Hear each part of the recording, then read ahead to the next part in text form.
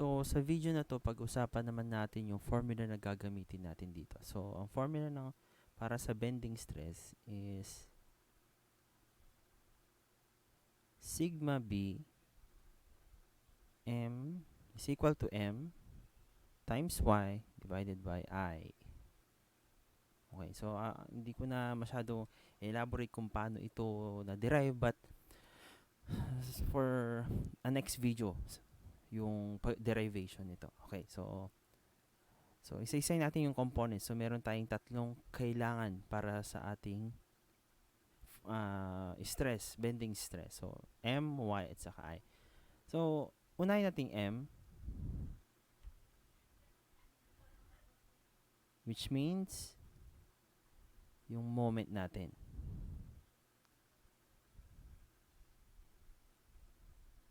Okay, so alam natin, ang moment, magagaling yan doon sa moment diagram na na-discuss natin noon bago na matapos bago nagsimula itong quarantine natin. O, alam natin na ito ay merong patatsulok na moment diagram. Okay, so sa bawat section nito, so for example, kung kukuha tayo ng section dito, syempre kailangan mo din malaman kung ano namang moment ang meron dito. Okay, kung anong moment yung nandyan. Okay. And then next is the I, which is the distance from the neutral axis. Okay, so ano nga ba ang neutral axis? Usapan muna natin kung ano ba ang neutral axis natin. So, for a section of a beam, so dito, for example dito, may section tayong kukunin dyan. Pag sinabi kong section, yun yung shape ng ating beam na ginamit. Okay, so for example, para maging realistic pa, isipin natin kahoy yung ginamit natin. Okay, so isipin nyo na lang na kahoy yung ginamit natin. Okay, so ito yung section natin. Okay, ngayon, ang neutral axis, balikan natin yung ating picture last time, na kung saan mapapansin niyo yung grid line natin, hindi lang merong vertical lines, meron ding initially na horizontal line, which is ito. Let me try it. Yun lang, hindi sila nagtugma. Pero na-imagine nyo yung linya na yon, itong linya na ito, from this point up to this point. Ngayon, from this illustration, ito yung tatawagin nating neutral axis. Okay. Ito yung tatawagin nating neutral axis. So, for a rectangular section or a rectangular area, ang neutral axis niya ay karaniwan mangyayari, tawagin muna nating neutral axis ito, karaniwan mangyayari kung yung distance nito, ibang kulay yung gamitin natin para makita ninyo. For example, itong distance o itong dimension nito, tawagin nating D. Okay. So, ang location ng neutral axis will always, sa isang rectangular section, mangyayari yan lagi sa kalahati ng D natin. Okay. Ngayon, ano bang definition ng ating neutral axis? O, balik tayo sa ating picture. Ngayon, mapapansin nyo, balik tayo doon sa last. Okay. So, mapapansin nyo, sa taas nito, na-compress yung part na ito at na humaba naman itong part na ito. Okay. Then, mapapansin nyo, yung paghaba nito, hindi naman pantay. Pag umusog tayo ng konting-konti lang dyan, hindi pantay dito. At hindi rin pantay dito. So, habang ginagawa natin ito at papunta tayo sa gitna, diyan sa neutral axis natin. Sa neutral axis, walang mangyayaring deformation.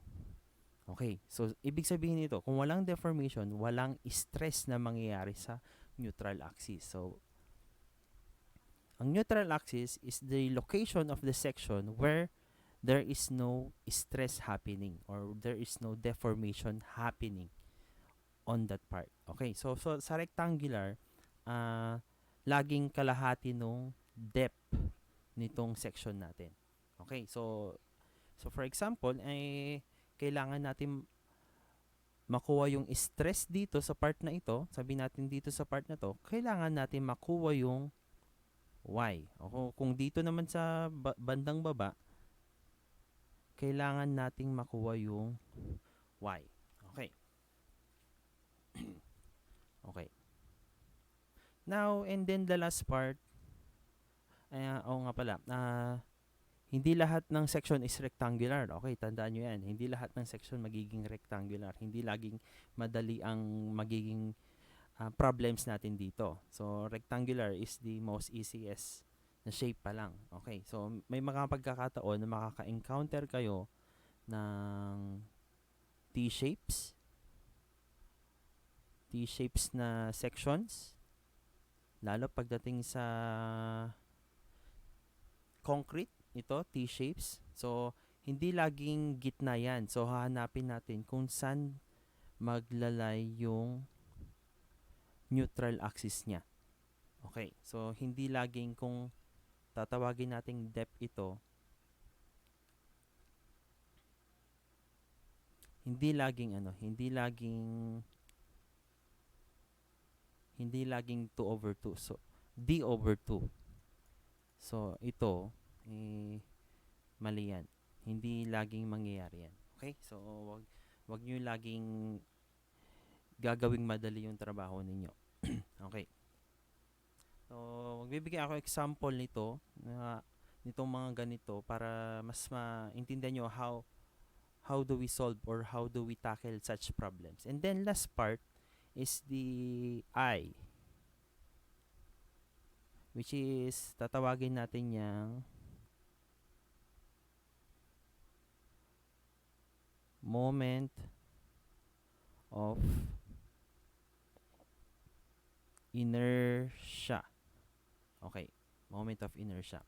Okay, kung babalikan natin yung dati nating formula, so try ko lang na burahin muna itong part na ito, balikan nyo na lang.